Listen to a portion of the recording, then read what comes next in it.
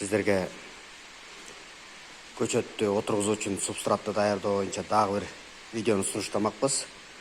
Мурдагысында биз көчөттөрдү атайын мындай кассетага отургузган элек. Эңкисин мындай стаканчиктерге отурушка туура келип атат. Кошумча дагы бизге дагы көчөт керек болуп калды. Негизи көчөттү отургузгандар эсептешет экен. 20% запас менен, мисалы 300 түп керек болсо, 20% запас менен 60 көчөт ашыкча, ошондо 360 көчөт болуш керек. Биз деле ошондой кылып алганбыз. Андан сырткары азыр дагы пландар кичине өзгөргөнүнө байланыштуу дагы көчөттү көбөйтүшкө туура келип атат. Анан эми бул жолкусун биз кассетага эмес, ушундай атайын стаканчиктерге отургузуп көрөлү дедик.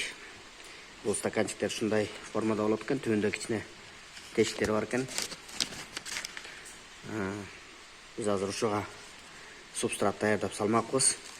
Өткөндө субстрат даярдаганда биз кокосовый стружкадан мына атайын сындырып койдук бир бөлүгүн.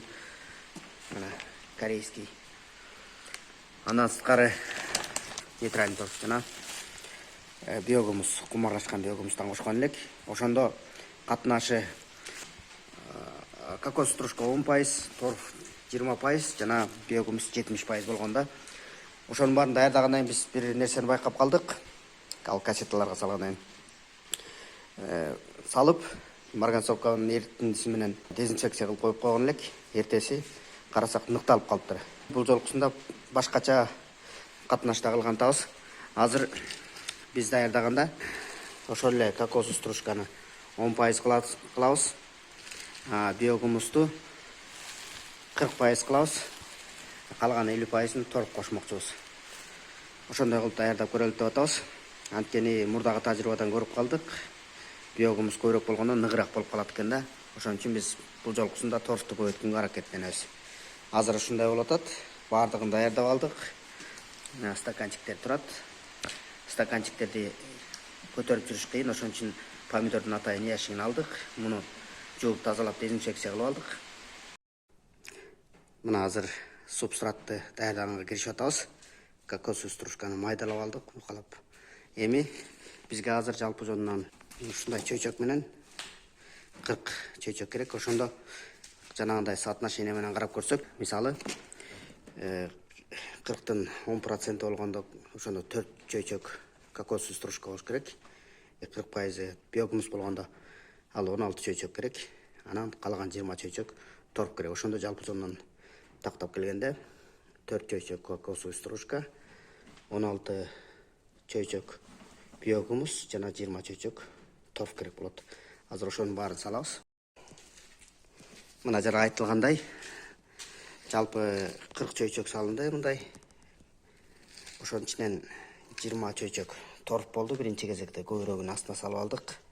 Андан кийин 16 чөйчөк мына биогумус болду, кумарлашкан. Анан 4 чөйчөк кокосовый стружка болду. Субстратты даярдадык. Эми муну аралаштырабыз. Кол менен эле кадимкидей аябай аралаштырабыз. Аябай аралашып бүткөндөн кийин стаканчиктерге сала баштайбыз. Мына биз субстраттын баарын аралаштырып алдык. Эми азыр муну атайын мындай стаканчиктерге салып атабыз да. Мына мен түбүн көрсөтөйүн. Стаканчик түбү мындай 3 теши бар экен.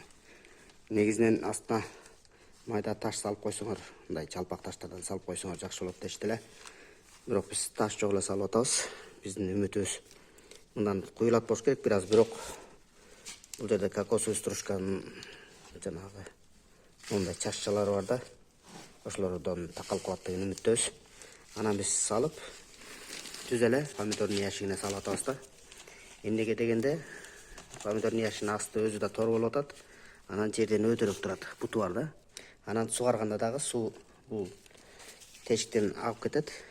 Суу турбайт да. Бул тешиктен агат, андан сырткары тиги яшиктен дагы астынан агып кетет. Мына салып атабыз. Анан дагы бир нерсени, айта кетчү нерсе азыр көрсөтөйүн. Салганда муну толук салган жокпуз, толтура салган жокпуз. Бөксөрөөк кылдык. Себеби дегенде азыр өсүмдүк өсө баштаганда улам-улам үстүнө бул субстраттан салып турмакчыбыз. ошонун негизинде тамыры баягы көп тамырлап, тамыры күчтүү болмокчу да. Ошон үчүн сапасы калтырып атабыз. Мына азыр жыйнап атабыз.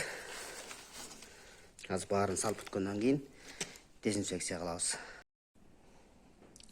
Мына биз субстраттарды стаканчиктерге салып алдык. Мына салып туруп, баардыгын ушундай кылып туруп помидордун ящигине тизип койдук. Мунун артыкчылыгы эртең ары бери ташыганда стаканчиктер кулабайт, жыгылбайт, бир калыпта жүрөт да. Анан ары бери жылдырганга да жеңил болот. Анын үстүнө ящиктин астыда тешик, мунун астыда тешик, сугарганда суу арасына агып кетет. Эми баарын жыйнап алгандан кийин эмки кезекте биз дезинфекция кылабыз. Ал үчүн марганцовканы колдонобуз, перманганат калия. Муну мала кызыл кылып туруп, ушундай кылып сууга, ысык сууга кошуп алдык, мала кызыл кылып. Анан негизи муну опрыскиватель менен чачып, шашпай каныктырсак жакшы болот эле баардыгын. Бирок азыр убакыт тардыгына байланыштуу кеч кирип баратат. Биз ушундай кружка менен эле, чөчөк менен эле сузуп эле анан куюп чыкмакчыбыз.